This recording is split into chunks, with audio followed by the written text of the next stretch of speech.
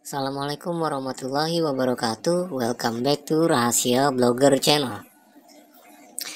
Nah, pada video bahasan kali ini gue mau bikin video dari requestan teman-teman ya. Ada yang nanya, ada yang nyaranin buat bikin video cara approve AdSense.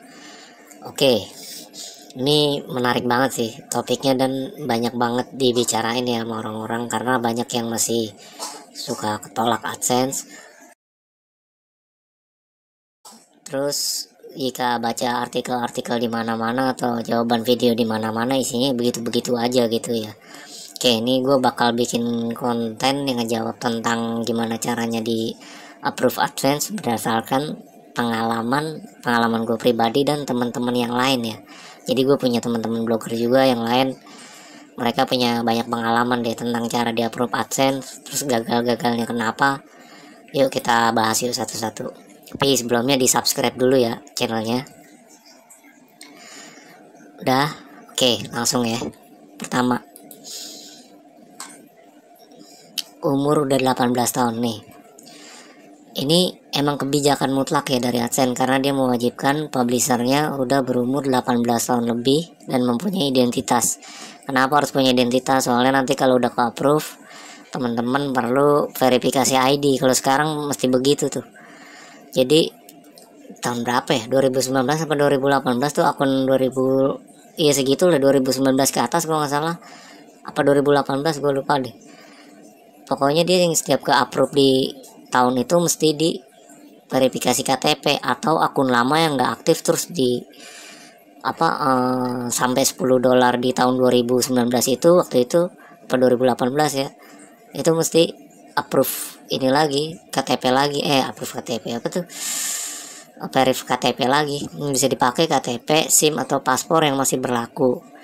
Nah, makanya penting banget ya. Jadi sebelum daftar AdSense teman-teman pastiin dulu gitu udah 18 lebih umurnya dan udah punya KTP. Nanti soalnya nama AdSense bakal disamain tuh, nama AdSense-nya, nama akunnya, terus nama di KTP masih sama dan alamatnya kalau bisa sama ya. Cuma ada juga beberapa pengalaman teman-teman yang nggak mesti sama-sama banget tetap di approve. Gue juga nggak tahu bagaimana cara dia nge-approve KTP-nya, tapi yang pasti bukan orang aja, bukan human, itu kayaknya robot itu yang ngedeteksi sepertinya ya. Karena publisher segitu banyak, nggak mungkin kali yang approve KTP mau karyawannya Google, kayaknya AI ya. Nah, kalau misalnya teman-teman masih di bawah 18 tahun, solusinya itu pakai nama orang tua, nama kakak, atau yang penting yang udah umurnya di atas 18 tahun dan punya KTP yang bisa diverifikasi yang masih berlaku ya. Kalau nggak ada KTP, SIM gitu. Banyak dari teman-teman yang nggak di approve KTP, giliran pakai SIM approve. Yang penting jelas nih KTP-nya, foto wajahnya jelas juga ya. Nah, Google dari mana taunya kita udah umur 18? Itu dari email. Pas lama kita punya email, kadang-kadang kita suruh ngisi tuh data tanggal lahir kita. Kalau misalnya belum diisi, pas pengen daftar dia suruh ngisi dulu, maksa suruh diisi. Jadi emang biar tahu umurnya berapa, karena emang kebijakannya dia itu. Mungkin karena umur 18 tahun dianggap udah bisa megang uang kali ya, udah bisa nerima uang dan udah bisa bertanggung jawab mungkin ya. Gue juga nggak tahu karena itu emang kebijakan pastinya.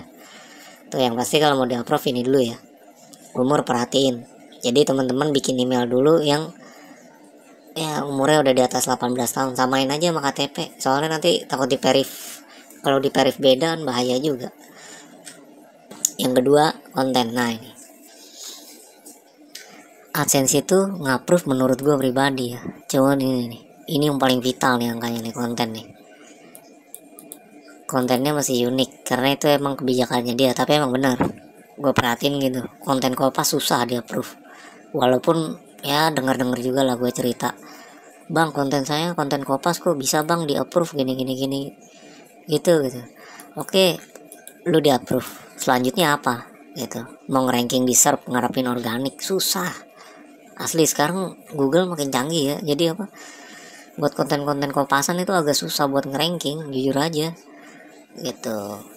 banyak lah kawan-kawan juga yang suka pada main Kopas cerita, wah gua blok AGC gua udah susah nih, blok wallpaper gua udah ribet nih ya, ya macem-macem lah ceritanya gitu. Nah makanya kalau teman-teman emang mau serius mau daftar AdSense, kalau bisa bikin konten yang unik. Konten yang unik tuh yang gimana, yang gak Kopas lah intinya, yang gampangnya. Terus yang pasti ya kontennya dioptimasi, banyak lah di video-video gue ngejelasin ya cara optimasi konten itu. Coba aja cari deh cara bikin artikel SEO, apa judulnya lupa gue, video-video sebelumnya. Terus lagi dia punya nilai tambah tersendiri gitu di dalam kontennya. Kenapa gue bikin nilai tambah sendiri, maksudnya gini, taruhlah orang ngebahas cara mengusir tikus itu. Cara mengusir tikus kan pasti orang nulis dengan cara ini, cara itu, cara ini. Nah coba teman-teman pakai pakai point of view-nya yang beda lagi gitu, jadi pakai sudut pandang yang beda. Misalnya cara mengusir tikus dengan dengan bahan alami atau apa gitulah, jadi yang benar-benar agak beda gitu bahasannya, walaupun intinya sama-sama mengusir tikus kan gitu. Ini maksud gue kontennya unik, di search juga dia gampang ranking nantinya kalau yang kayak gitu tuh, yang unik-unik gitu. Nah kedua, kontennya cukup teks. Cukup teks ini ada ya, pernah nggak ditolak gara-gara konten kurang memadai? Nah gue rasa ini nih penyebabnya nih, cukup teks kurang teks. Gue juga pengen disclaimer dulu ya, di sini gue bukannya orang yang paling sok tahu tentang AdSense, karena gue bukan orang dalamnya Google terus udah ngikutin cara-cara yang gue kasih di sini, juga nggak akan ngejamin 100% ke approve. Jadi bullshit lah kalau ada yang ngejamin 100% di approve AdSense dengan cara gini, kecuali dia orang dalam Google mungkin, tapi kan nggak bukan orang dalam ya kan. Jadi kita pakai logika aja, jangan gampang keiming-iming orang gitu.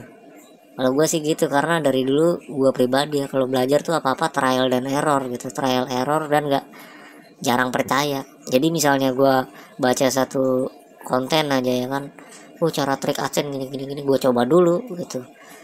Kalau nggak berhasil berarti gue tahu berarti nggak berhasil gitu. Terus cara SEO begini, berhasil nih, berarti gue tahu itu emang benar gitu. Makanya gue coba-cobanya trial error. Dari situ gue tahu, oh jadi ada bahasa iming-iming yang terlalu kelewatan, ada yang emang applicable gitu, gampang banget diaplikasiin dan works ya. Oke, balik lagi ke topik ya, cukup teks. Jadi gini, orang bingung ya rata-rata, bang artikel itu berapa kata sih sebaiknya yang buat daftar AdSense? Kalau menurut gue ya, kata itu nggak patokan. Malah waktu itu gue pernah ikut webinarnya yang AdSense itu dari AdSense langsung ya. Dia bilang katanya zaman sekarang tren baca itu menurun nih, kata orang AdSense ya di webinar. Gue lupa videonya di kapan, tapi gue pernah denger orang AdSense Indonesia nya ngomong gitu. Jadi ya katanya 200-300 kata cukup. Oh terus gue mikir tuh, dulu kan lu seringnya baca ya, para master tuh ngomong, wah kalau bisa artikel minimal 500 kata, 1000 kata lebih cepat ngeranking.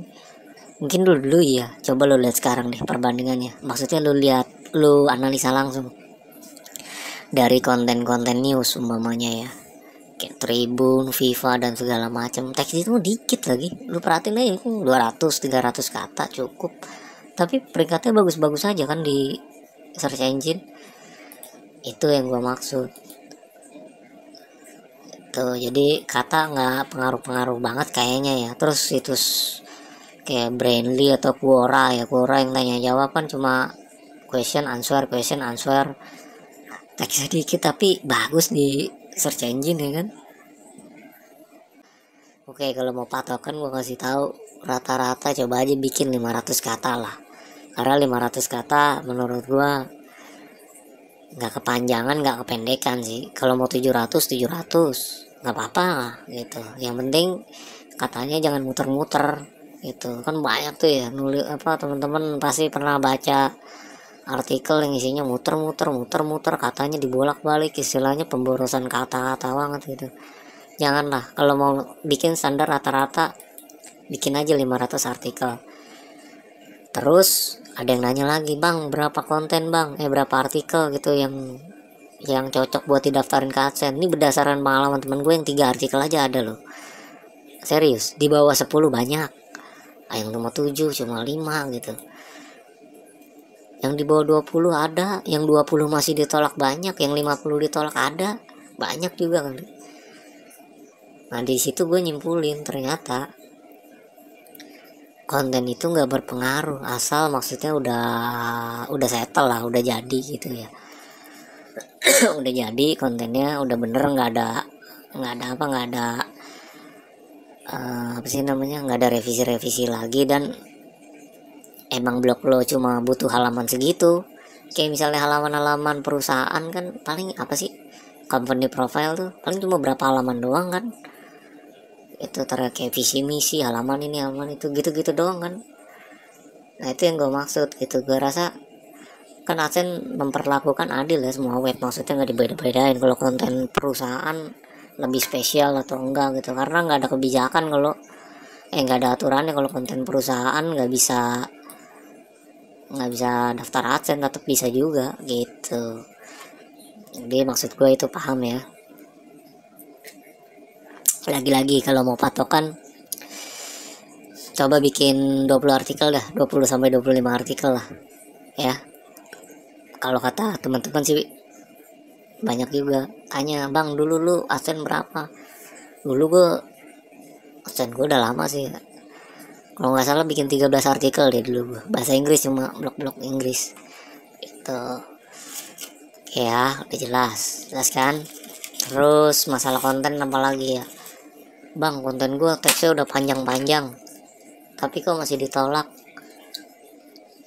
Mungkin ada yang melanggar kebijakan. Gini, kalau bisa lu pas daftar AdSense jangan terlalu banyak artikelnya, biar bisa lo audit satu-satu. Kenapa gue bilang yang terlalu banyak ini? Kalau 20 atau 25 masih mungkin kayaknya diedit satu-satu ya, masih masih nggak kebanyakan lah. Karena kalau ada konten yang melanggar, kayak misalnya ada kata-kata yang nggak serak gitu di mata AdSense gitu ya, maksudnya melanggar gitu, itu kan jadi masalah juga. Nah itu teman-teman ngauditnya enak per artikel, jadi ketahuan di mana yang salah, apa yang mana. Itu ada yang bilang, wah kebanyakan tiponya tuh apa, kesalahan penulisan dan lain-lain. Kayaknya enggak lah, Google nggak ngecek tipe kayaknya, cuma buat user aja jadi nggak enak kan, ketahuan banget kayak konten baru ditulis gitu, belum diperiksa. Yang pasti kebijakan AdSense bisa teman-teman lihat sendiri di halaman ini nih. Ketik aja di Google kebijakan AdSense, klik dan tayang tidak valid, ini kebijakan konten ini, terutama nih penolakan paling sering nih belakangan ini yang gue ngeliat nih, kebijakan konten. Kebijakan konten itu biasanya di konten sumber masalahnya. Jadi teman-teman buat konten yang aman-aman aja, jangan yang aneh-aneh, yang penting keterima aja dulu gitu ya. Maksudnya asal keterima dulu, yang penting awalnya kalau emang tujuannya mau daftar AdSense ya, yang penting keterima dulu. Nah kebijakan penayangan konten ilegal, tau lah ya, maksudnya barang-barang, mempromosikan barang ilegal, dan ini banyak ya penyalahgunaan kekayaan intelektual. Ini sering juga nih kekayaan intelektual nih berhubungan dengan copyright, termasuk Kompas juga bisa dianggap copyright kalau misalnya artikel yang teman-teman Kompas sudah ngedaftarin ke DMCA di take down gimana ya kan. Atau teman-teman pakai gambar yang yang ada lisensinya, itu masalah. Terus kalau ada yang nanya gitu, terus gimana bang, kan kebanyakan gambar kita nggak bisa bikin sendiri, atau kita bukan fotografer yang ahli moto. Cara gini nih, umpamanya kita ketik mouse ya di Google ya, pengen cari gambar mouse di mana, sini nih, ketik dulu kata kunci ke gambar atau picture, di alat hak penggunaan ini nih, pilih yang ini, lisensi komersial dan lainnya, atau di Creative Commons, Creative Commons. Tuh yang muncul kan rata-rata Pixabay, Pexels, apa tuh Pexhill tuh. Sering sampai sekarang tuh konten gue nyari di Pixabay, Pexel yang gini-gini doang nih. Atau yang free atribusi lah biar nggak kena masalah. Gitu aja. Jadi intinya gini lah. Kalau mau dia approve absen jadi anak baik dulu gitu, friend. Terus banyak konten yang membahas spesies langka atau terancam punah. Ini kadang nih ya, sepengalaman gue, bukan gue sih yang ngalamin, tapi ada temen yang nulis, gue nulis artikel tentang hewan kok, gue bikin isu hewan ditolak ya. Pas gue lihat-lihat lagi kontennya, dia nulis tentang hiu gitu. Ya mungkin ada kata-kata sirip hiu atau apa gitu ya. Padahal nggak begitu kontennya. Maksudnya bukan konten yang ngebahas tentang postingan ingin mempromosikan jualan sirip hiu dan lainnya, itu enggak. Tapi ini kan apa, emang ngebahas kayak listicle gitu loh, artikel tentang misalnya 9 hewan berbahaya gitu. Gua nggak bisa pas tahu ya artikelnya, tapi intinya yang begitulah gitu lah. Cuma kok masih dianggap ini ya, gua rasa sih itu, ini cuma asumsi gua ya, cuma asumsi doang ya, bukannya kepastian dari Google, karena Google cuma mastiin begini doang. Konten yang berbahaya atau menghina ya biasalah, tahu ya konten hoax dan apa, memfasilitasi perilaku yang tidak jujur ya, hoax lah kayaknya. Software, nah download juga bahaya nih, banyak yang gak terima download. Yang penting downloadnya legal ya, maksudnya freeware sifatnya, itu kayaknya masih boleh. Cuman kayaknya mendingan jangan dulu deh kalau buat daftar pakai artikel apa, kalau mau bikin konten download jangan dulu. Itu agak-agak ini dikit, karena tuh kebijakan Google mengenai software tidak diizinkan agak-agak tricky banget ini. Kalau main download ya boleh, tapi apa, aturannya banyak banget gitu. Mendingan jauh usah lah daripada ribet. Kalau buat keterima dong mesti ribet kan, sayang. Terus konten vulgar, konten ya tau lah ya, ini nggak usah gue jelasin ya. Gambarnya jangan aneh-aneh, teks audio. Terus ya tema dewasa, karena emang AdSense tujuannya untuk keluarga ya, tema dewasa dalam konten keluarga. Sebenarnya boleh nih kayaknya nih tema dewasa dikit ya, tapi kalau misalnya teman-teman bikin niche yang buat keluarga gitu, ada konten dewasanya kan kurang ini ya, kurang bagus lah ya. Tuh eksploitasi anak-anak gitu. Pengungkapan privasi, kebijakan privasi, dan nah ini teman-teman nanti bisa baca sendiri ya halamannya ya, ketik aja di Google kebijakan konten gitu. Itu emang bener tuh. Gue dulu pernah ya, kalau dari pengalaman gue sendiri, bikin artikel tentang berhenti merokok, padahal gue lagi ngerokok nih maksudnya ampun ya, itu dulu lah maksudnya. Dan gue sempat berhenti ngerokok juga dulu, ngerokok lagi. Berarti artikel gue udah nggak ada sih, blognya udah angus, udah gue angusin. Itu nggak efektif, makanya gue ngerasa artikel itu nggak layak tayang karena gue gagal menerapkannya gitu ya. Kayak misalnya gue bikin artikel tentang cara berhenti merokok, gue tengok-tengok lagi, oh mungkin tembakau kali ya, bisa jadi. Akhirnya pas gue hapus itu, gue daftarin ulang, keterima. Mungkin itu masalahnya gitu. Kalau mau ngecek ya teman-teman bisa yang di artikel apa aja yang kata-kata berbahaya, tahu kan lah, kayak drugs gitu, alkohol aja kadang gua sensor gitu kalau nulis alkohol, pakai bintang-bintang gitu ya. Kata-kata yang kira-kira nyerempet bahaya ya di sensor dulu lah, main aman dulu kalau di awal-awal. Oke, selanjutnya privacy. Blog teman-teman perlu legal page, privacy policy, disclaimer gitu, dan apa ya, tuh Google aja punya tuh halaman privacy policy, tuh persyaratan layanan, term of service. Boleh bikin aja 2 gini kan, sama tambahin kan juga ada tuh about us gitu, terus kontak, Kalau about us yang apa, yang menggambarkan blog kita, siapa penulis gitu. Terus kalau kontak, halaman yang bisa dihubungin kita gitu, bisa bikin formulir kontak atau pakai email nggak apa-apa, yang penting penulis bisa ngehubungin kita di mana gitu, pembaca, sorry. Bang, gua kagak bisa bikin privacy. Gampang, ketik aja privacy policy online. Jangan lupa temannya, depannya free. Kita pecinta gratisan, men. Privacy policy online. Udah, free generator. Cuma kalau buat perusahaan jangan pakai yang kayak gini ya, pakai yang premium atau nyewa orang lah buat bikin gini, karena kan mesti serius ya kalau perusahaan. Tuh, privacy policy generator, gampang, tinggal tak next gitu. Di sini juga ada nih apa, term of service, disclaimer apa. Kalau gue sih biasanya bikinnya duain aja nih, privacy, disclaimer, udah. Kalau ini suruh bayar, cari privacy policy yang lain, gampang. Duplikat juga nggak masalah kok kalau privacy policy. Google udah ngenalin laman-laman kayak gitu, laman-laman yang apa ya, general gitu.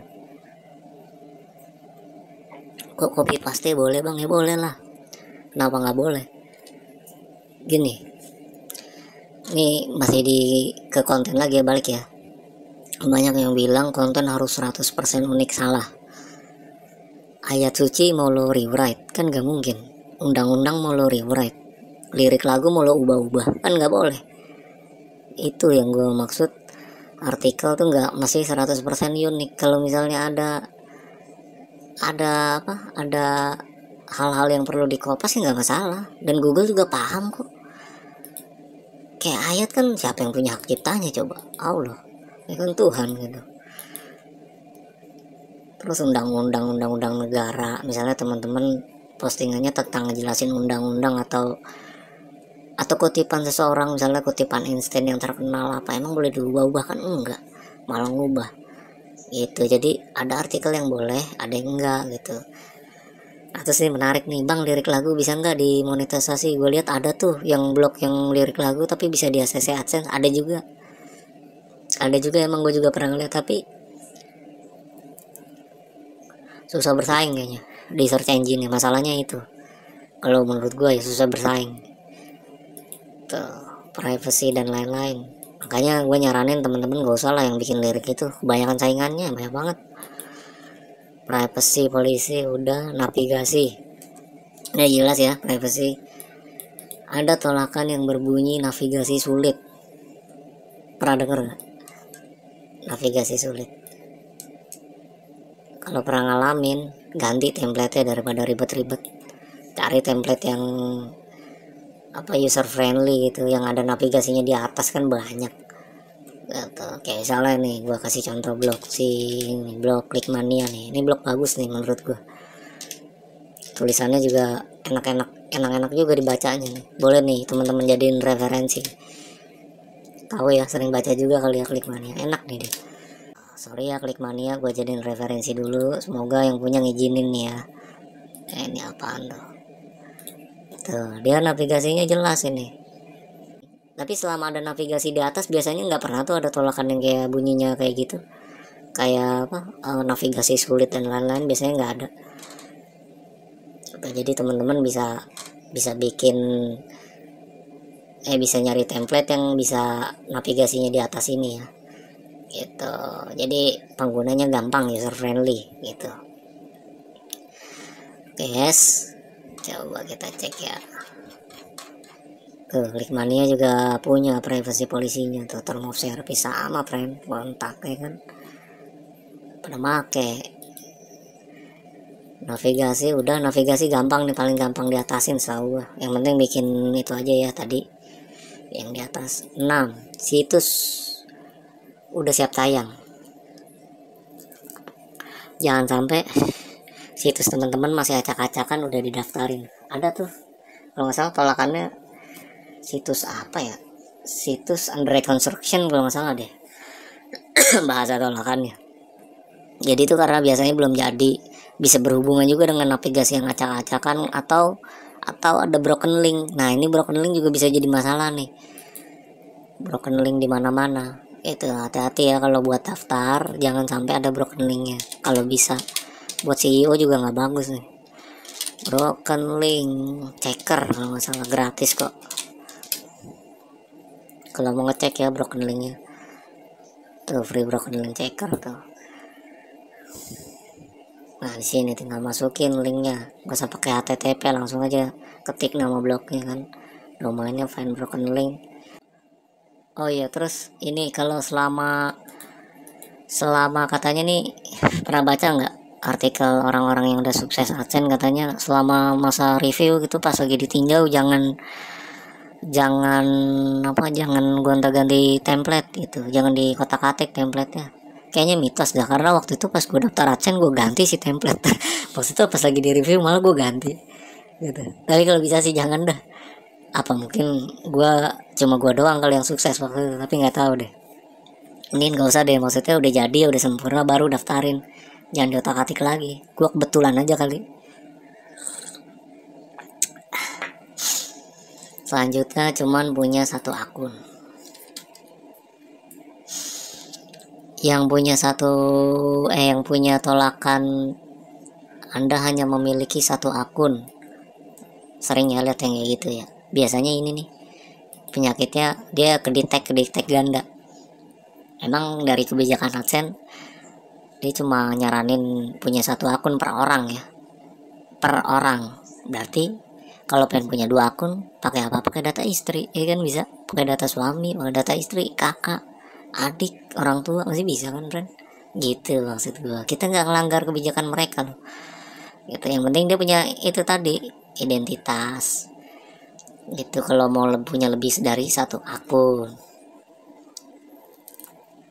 Terus daftarnya pakai device yang berbeda. Misalnya teman-teman daftar udah punya akun yang biasa buka di PC ya, di situ aja bukanya gitu. Terdaftar akun selanjutnya di HP yang beda IP, beda apalagi tuh ya. Ini beda device, beda IP lah intinya. Gitu, paham ya? Oke, next. Apalagi ya? Ini deh. Hal-hal yang biasa jadi kendala, Bang. Kok proses approve gue lama banget? Kenapa? Emang sekarang gitu nih, belakangan gue ngeliat di 2020 ke atas banyak blogger yang ngeluh tolakan gara-gara COVID-19. Banyak pengajuan yang udah 2 minggu, 3 minggu ketolak gitu. Dan lagi pula sekarang pengajuan katanya lebih lama daripada yang dulu-dulu. Kalau dulu nih ente punya akun punya blog udah setahun lebih, umurnya udah setahun apa 2 tahun, didaftarin AdSense itu paling sehari ACC loh. Kalau sekarang bisa 2-3 minggu katanya ya. Dan itu nggak bisa dipercepat ya, itu udah haknya Google. Akun bisa AdSense ya, sekarang di review juga ya AdSense itu seminggu kalau nggak salah. Blog umur 1 tahun seminggu, lama juga ya. Biasanya yang udah setahun gitu paling 1 hari 2 hari, kadang hitungan jam approve gitu dari tahun kemarin gitu. Tapi sekarang agak lama gitu, mungkin karena pengaruh COVID itu juga kali ya. Kapan boleh didaftarin AdSense? Gue pernah kok, baru beli domain pagi. Gue karena udah punya konten ya, gue isi konten 10-20 bisa daftar, bisa di ACC. Emang lama, cuma 2 mingguan kalau nggak salah itu. Dari hari pertama beli di build langsung daftar di AdSense gitu. Itu 2 mingguan baru ke ACC ya. Kontennya gue lupa 10 apa 20 deh, tapi yang jelas nggak ada aturannya mau 6 bulan dulu apa enggak lah. Sekarang mah enggak, bebas tuh. Yang penting pakai TLD aja. Apa mesti pakai TLD? Soalnya nanti kalau daftar baru ya, akunnya jadinya akun non host gitu. Kalau pakai Blogspot jadinya hosted. Kalau mau upgrade mesti ganti domain apa dulu, ribet. Makanya gue saranin temen-temen kalau mau daftar AdSense pakai akunnya pakai domain TLD ya, biar gampang.